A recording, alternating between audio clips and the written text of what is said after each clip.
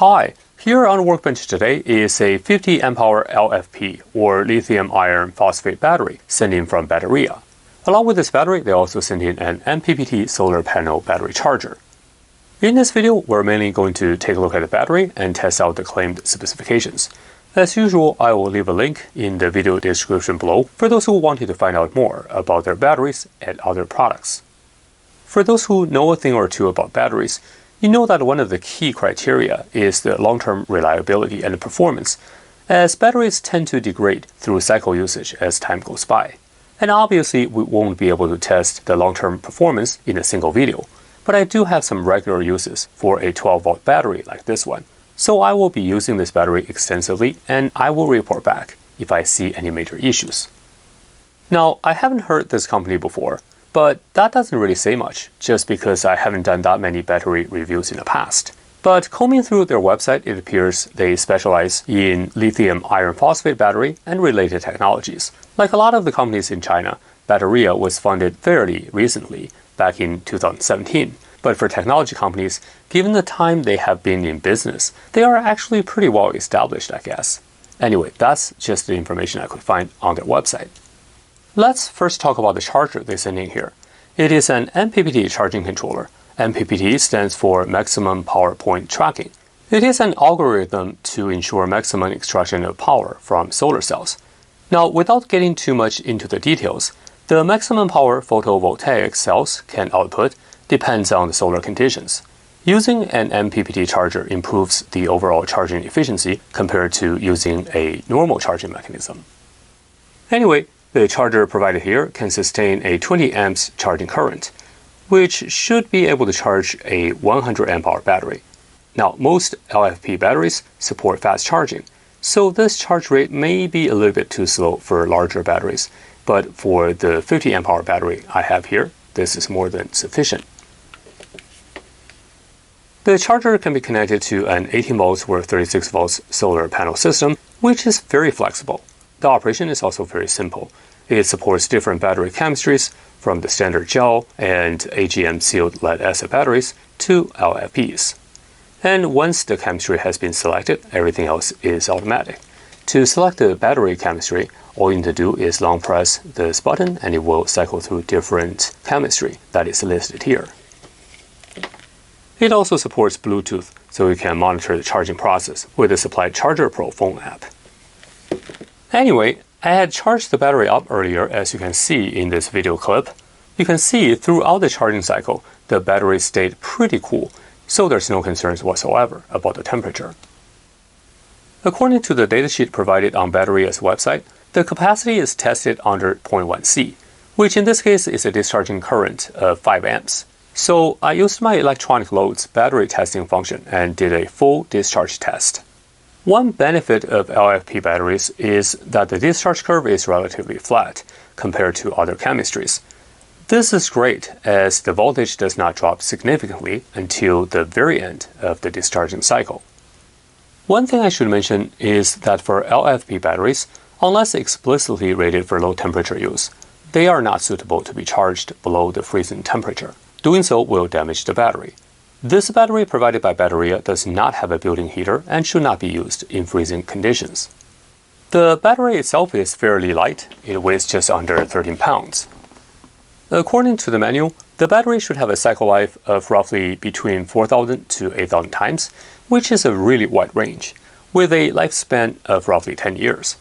Now, obviously I wouldn't be able to verify that claim in this video, but I am interested in the long-term performance and reliability, so I'll do some real-world testing and probably will do a follow-up after a year or two and see what the situation is with this battery. So stay tuned. And I did a full discharging test earlier by first charging it up and then discharging through my electronic load. To be honest, I'm actually pretty impressed with the discharging test result. With the discharging current set to 5 amps, I was able to get over 60.3 amp hours and over 740 watt hours from this battery, as you can see in the video here. I was also able to capture the cutoff point. The measured capacity is actually more than 20% higher than the specified capacity, which is excellent. The battery actually exceeded what is specified by quite some margin. This is definitely a good start, and even with some capacity degradation over the years, the capacity would still be above what is specified many years down the road, at least in theory. Now, of course, the capacity also depends on the load current. With higher current draws, the available capacity will likely to be lower, but that's just how batteries work. The battery has built-in BMS, so I had set the discharging terminal voltage way below the nominal 10 volts, just to see how the BMS behaves when the battery gets discharged. Now, I'm actually not sure whether the BMS stopped the discharging or the voltage dropped below what I set on the electronic load side. The 5 amp discharge rate did create quite significant voltage drop across the wires, so the 9.1 volt cutoff set on the electronic load would be close to the theoretical 10 volts cutoff on the battery side, but I'm not sure. In hindsight, I probably should have set the cutoff voltage on the electronic load to be even lower so I could be sure where the cutoff occurred. So I guess I have to do another discharge test to find out for sure. Next, let's take a look at the internal resistance of this battery. I had reviewed a couple of battery internal resistance testers on the channel, and I think it's a good opportunity for us to see how well it works on this battery. The first tester I'm going to hook it up is the IR502 from TwoTop. So let's get it hooked up.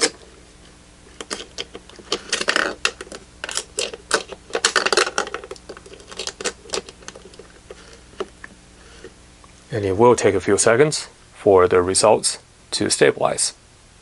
And you can see that we're reading roughly 13.9 milliohms. So let's remember that number. And I'm going to swap in the Fenersi HRM-10.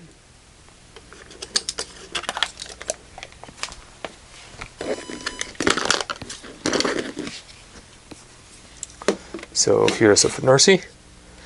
And I actually like these clips better because you can see we have this groove where we can hold on to the terminal.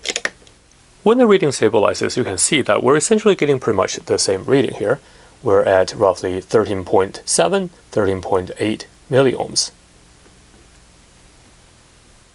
So now you've got a rough idea of what the internal resistance is of this Bateria 50 amp hour battery.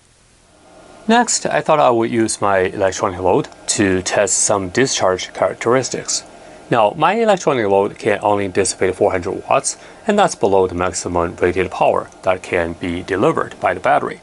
But I definitely want to see how the battery handles with relatively moderate load with the electronic load first. So let's do that. Of course, these wires are probably not ideal because they're a little bit too thin for the high current, but we're not going to do it for that long, so that should be fine here.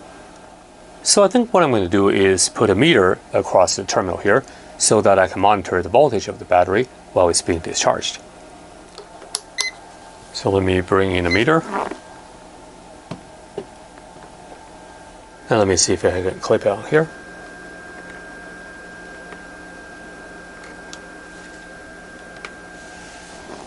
So that's the current voltage. Let me enable the electronic load. Currently I have it set as 10 amps.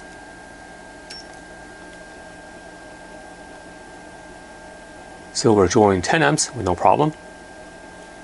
And let's increase it to, let's say, 20 amps. No issues. 30. 40, which is the maximum this electronic load can draw. And everything looks pretty good. I'm going to let it run for a few minutes and take a look at the battery temperature. Just for good measures, I have let it running for a few more minutes. I just want to see if the battery is getting warm, but it's not. According to the datasheet though, the maximum sustained current is rated only at 50 amps. So let's actually take a look at that. Now, of course, with this load, we can't push to 50 amps, but I think I can change the setup a little bit and we can push that envelope even higher. All right, here is our second test. Now, the setup is a little bit convoluted because I wanted to be able to draw 50 amps and above. So how I set it up is, you can see here, we have an inverter. This is a 1500 watts inverter, and I connect it to the battery directly. And the output goes to a variac. And I connected a heater to the variac. And by varying the output voltage from the variac, I can control how much power is dissipated in that electric heater. And then I have a clamp meter to monitor the current flowing through the battery. Now, of course, I also probably should add a multimeter monitoring the voltage. Let's just see here from the battery terminal.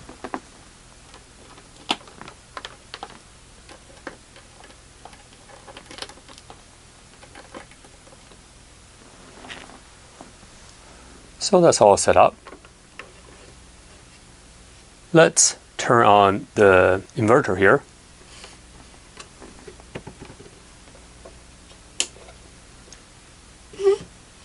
And we're only drawing minimum current here, you can see.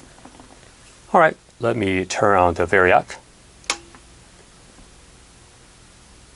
I'm going to start ramping up the variac here.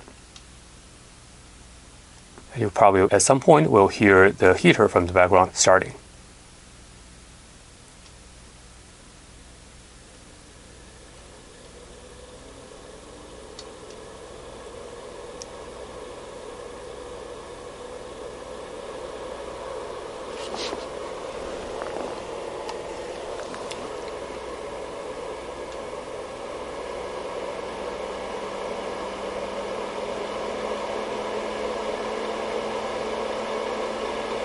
So now is 40 amps, which was exactly where we were before. So now let me actually ramp it up a little bit to 50 amps.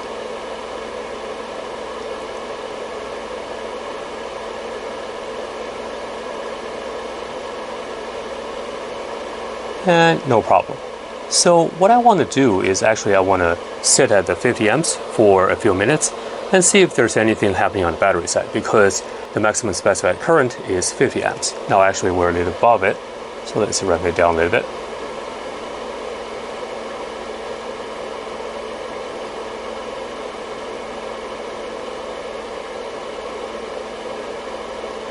In the summer, having the heat blowing is definitely not pleasant, but hopefully we can get this done pretty soon.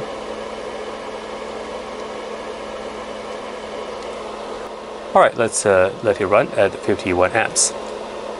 So far, everything's holding up with no issues.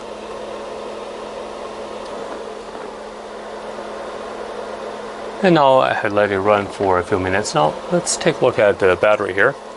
So here is the thermal image. Oh, you can't see that. Okay, so let me take a picture here. And you can see on top of the battery is heating up a little bit, and that's probably the BMS module here. So after a few minutes, it feels like the battery in this corner is a little bit warm. So let me show you here. So this corner here, but nothing major.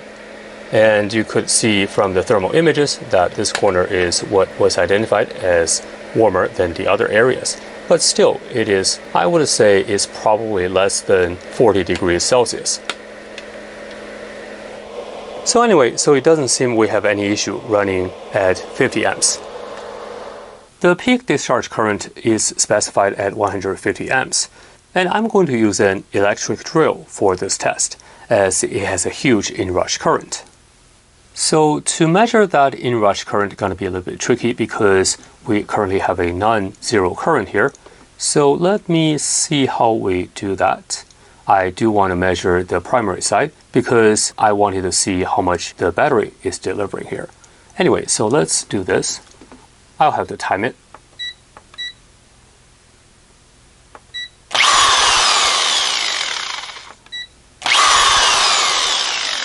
There you go. And here you can see we measured 138.39 amps. So let's do a couple more.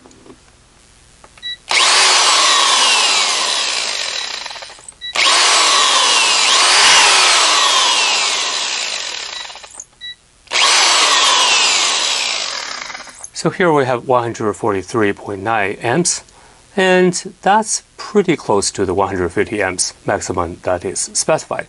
Just to be sure, let me actually change the testing a little bit. I'm going to measure on the AC side, so we can validate if the number we read here is correct. All right, now I have set it up. Let's give it a go. So you can see on the AC side, we are registering a maximum inrush current of 13.25 amps. So that largely is in line with the 140 plus amps we measured on the primary side. Let's do it again.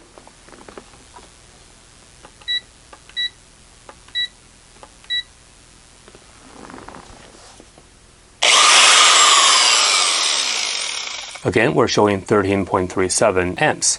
And remember, that's on the 120 side. So on the 12 volt side, it will be roughly at least 130 and 140 amps, given the efficiency of the inverter here. So from my preliminary testing, this Bateria 12 volts 50 amp hour battery delivered pretty well. Not only its capacity is well above what is rated, it also handled the maximum discharging current test very well, including the inrush current test. Obviously, I need to test its long-term characteristics, but that will take some time and probably will be years down the road. Anyway, I hope you find this video informative. If you liked the video, please remember to give it a big thumbs up and don't forget to subscribe to the channel for more videos like this in the future. Your participation makes videos like this possible. Thanks for watching, and I will see you next time.